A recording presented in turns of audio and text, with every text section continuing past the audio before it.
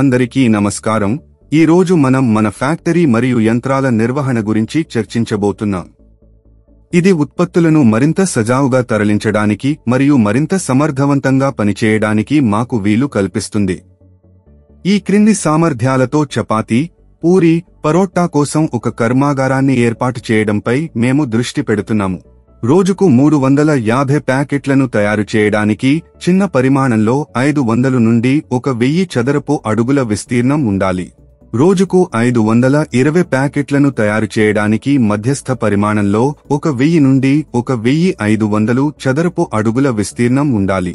మొదట మేము ముడి పదార్థాల ప్రవేశం మరియు నిల్వతో ప్రారంభిస్తాము. సులభంగా దించే ముడి పదార్థాల నిల్వ కోసం ప్రవేశ ద్వారం సమీపంలో ఒక ప్రాంతాన్ని కేటాయించండి. అప్పుడు పిండిని కలపడానికి మిక్సింగ్ మెషిన్ను ఉంచండి.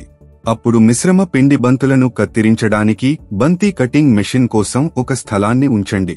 అప్పుడు పిండి ముద్దలను బరువు చేయడానికి ఒక బరువు యంత్రాన్ని ఏర్పాటు చేస్తారు.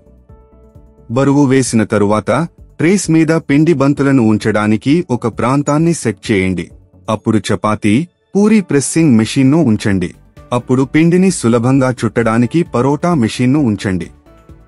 ఆ చుట్టిన పిండి పరోటాలను తయారు చేయడానికి కొంతమంది కార్మికులకు ఒక స్థలాన్ని ఏర్పాటు చేయండి. తరువాత పరోటా హీటింగ్ మెషిన్ను ఉంచండి.